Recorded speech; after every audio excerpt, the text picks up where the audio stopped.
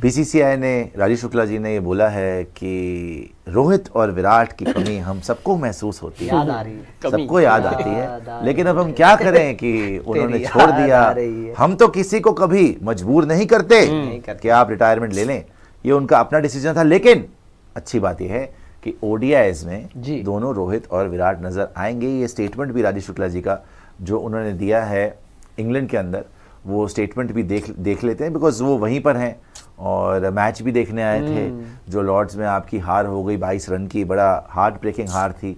4 दिन तो आपने जीता हुआ था टेस्ट मैच, आखिरी दिन से पहले 1 घंटा, आधा घंटा, और आखिरी दिन पे आप हार गए टेस्ट मैच। तो राजीव शुक्ला जी ने क्या बोला है रोहित और विराट को लेकर? बेसिकली उन्होंने कहा है कि we are all feeling the absence of Rohit Sharma and Virat Kohli. The decision to retire made by Rohit and Virat was their own. It is the policy of BCCI that we never tell any player to retire. We always consider them as great batters. उन्होंने ये बोला है। और लेकिन उन्होंने ये भी बोला है कि ओडीआई किसके अंदर, ओडीआई के लिए दोनों रोहित और विराट अवेलेबल हैं और दोनों के दोनों जो हैं ओडीआई खेलेंगे भी। हमारे लिए अच्छी बात है कि रोहित और कोहली अभी ओडीआई मैचेस के लिए सब उपलब्ध हैं, ये बोला है राजीव शुक्ला ने। तो पता नहीं ये अच्छा खासा तो चल रहा है यार, ये रोहित विराट की याद कैसे आ गई, मैं तो ये सोच के हैरान हूँ कि चलिए ओडीआई में तो उन्होंने कंफर्म कर दिया, तो रोहित विराट के जो फैंस हैं हम सभी हैं उनके लिए एक अच्छी खबर है। लेकिन टेस्ट मैच में जब आपने इतने जान मारी, 5-5 दिन के टेस्ट मैच हो रहे हैं, एक टेस्ट मैच आप जीत भी चुके हैं, सीरीज बड़ी बढ़िया चल रही है और आगे भी इंग्लैंड के लिए आसान भी नहीं होगा, इंडिया के लिए भी नहीं आसान होगा, लेकिन कोई बड़ी बात नहीं, अगला टेस्ट हम जीत जाए। तो ये रोहित विराट की याद आ रही है, कुछ समझ नहीं आई बात। पता नहीं, मुझे भी समझ नहीं आई कि इस टाइम पे रोहित कोहली का जिक्र करना।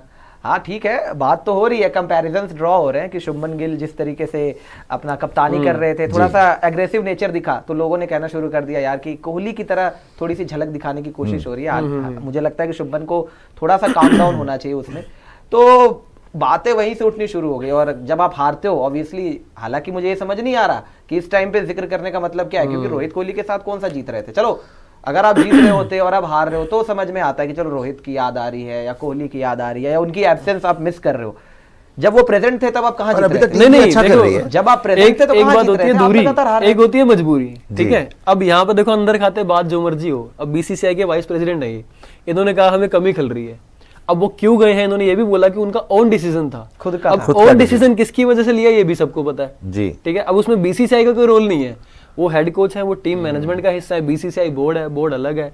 बोर्ड ने हो सकता है खुद ना प्रेशराइज किया हो, उन्होंने कर दिया, वो उनके आगे मजबूरी में उनको संन्यास लेना पड़ गया। अब बीसीसीआई का इसमें रोल मुझे नहीं पता क्या है, लेकिन चलिए अब तो जो भी रोल है वो दोनों रिटायर हो चुके हैं ना, बात खत्म हो चुकी है। क्योंकि वहां गंभीर जाके कहते हैं वो तो रिटायर हो चुके हैं, आप बोल दो ना रिटायर हो गया, बोल दो तो रिटायर, इनको याद आ रही है कपिल शर्मा शो में उन्होंने तो धड़ल्ले से बोल दिया इतना बड़ा चेंज कर दिया कि मैंने इतना बड़ा चेंज कर दिया और क्या चेंज, इससे बड़े बदलाव पूरे हिंदुस्तान ने देख लिया। तो बीसीसीआई को याद आ रही है, लगता नहीं कि वो अलग रास्ते पे है, ये अलग रास्ते आप इतने ज्यादा क्लोज टेस्ट मैच हारे हैं, 22 रन से आप टेस्ट मैच हारे हैं और उनकी याद आ रही है।